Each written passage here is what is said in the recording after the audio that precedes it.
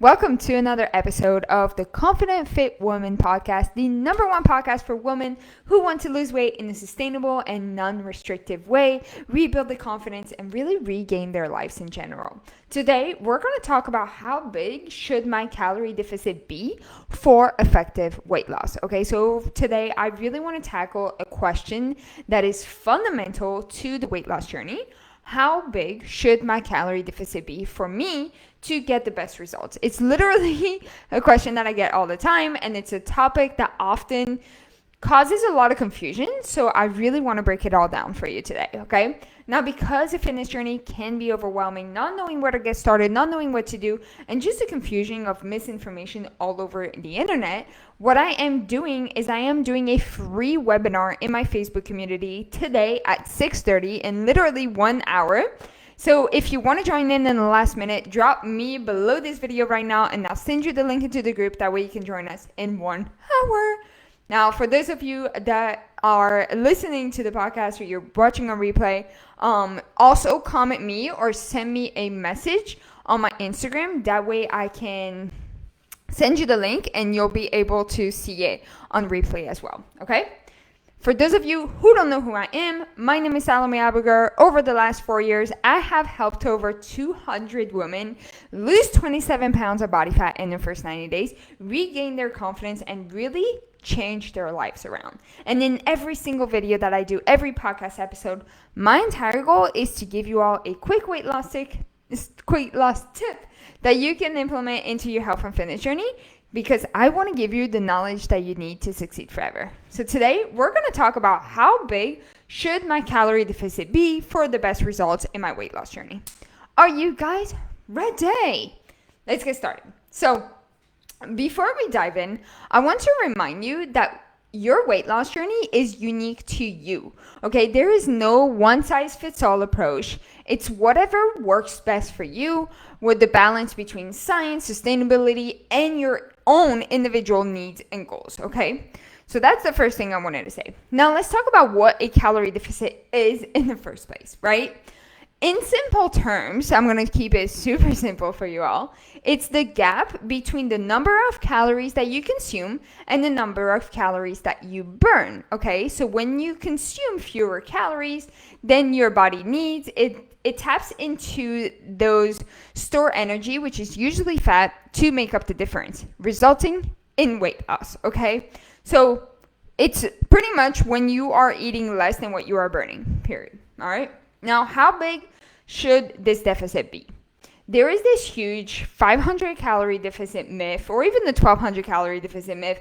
It's literally the same thing. You might have heard of that, 500 calorie deficit per day, right? Based on what you should be eating, 500 deficit per day leads to weight loss of about a pound. While this guideline can be helpful, it's really crucial to know that it does not work for everyone. And none of my clients are following this, so it does not work for anyone, okay? It depends on your individual variability, which is your age, your gender, your metabolism, your activity level, your starting weight. All these things can significantly impact the way your body responds to a calorie deficit, okay? Then there's sustainability. A large calorie deficit is going to lead to quick initial weight loss. Yes, 100%. But it's going to be difficult to sustain, potentially leading to muscle loss and nutrient deficiencies, which is not what we're trying to do. And then the last one is the plateaus. Over time, if you are doing that 500 deficit per day, your body is going to adapt to a consistent calorie deficit, which is going to lead to that plateau, which is not what we want to do, okay? So if we're not doing 500 calories, right, what are we doing? How are we determining your calorie deficit? So there's a couple things that you need to consider. The first thing is you need to calculate your basal metabolic rate, BMR, okay? This is the number of calories that your body needs in order to maintain its basic functions like breathing or circulation, okay? Then we need to factor in your activity level. So consider your physical activity level. If you're more active, you're going to need to eat more calories, period. All right? Then we need to set realistic goals. Aim for a deficit that is slow and steady, sustainable for your weight loss journey. Okay, a 300 to 500 per day is typically recommended. I like to start at 100 and then work our way down to see if that's what you need or if you need to do a reverse dieting. Okay. And then the last thing is listening to your body. Pay attention to how your body responds. If you're feeling fatigued, you're experiencing extreme hunger, it may be because your deficit is way too large. Okay.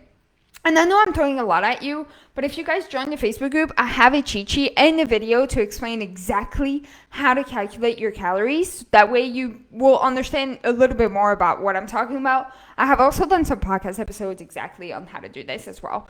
But essentially, you want to make sure that you are eating enough food of what your body needs and then lower it by like 300 to 500 is the recommended, but I would do 100 to 300 to start off with and then go from there. Okay. Now, when we are balancing nutrition and health, it's very important to remember that weight loss is not just about calories. Okay. Nutrition plays a huge, significant role on your overall health, your overall well-being. And there's some things that you need to understand.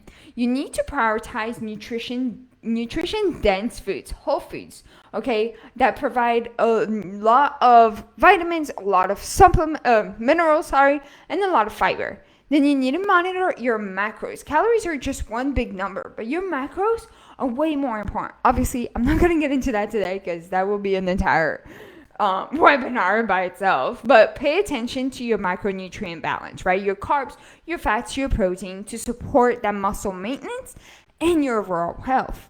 Then you want to stay hydrated, making sure that proper hydration is so vital for your overall health, and it's also going to help you control your hunger. And don't skip meals.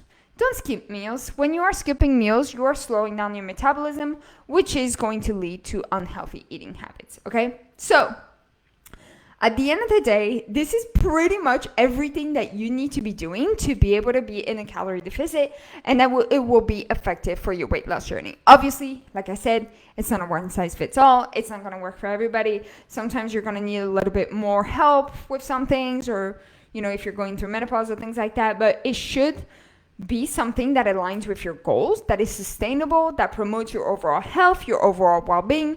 And remember that slow and steady progress is often way more sustainable on a long-term basis, okay? So I want to wrap up this episode to remind you that your journey is unique to yourself, okay? To yourself. It's not all about the numbers that are saying in the scale. It's how you feel, how you sleep, how much energy you have, how much confidence you're gaining, right? Those are all the amazing things that are a part of your health and fitness journey, okay? Thank you so much for tuning in the Confident Fit Women podcast. You are strong. You are capable. You have everything it takes to achieve your goals.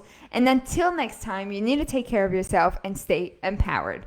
Now, for those of you who want to join the live webinar in 1 hour, make sure to drop me below this video. Or if you want to watch it on replay, make sure to drop me as well, and I'll send you the link into the group. That way you can watch it on replay. All right?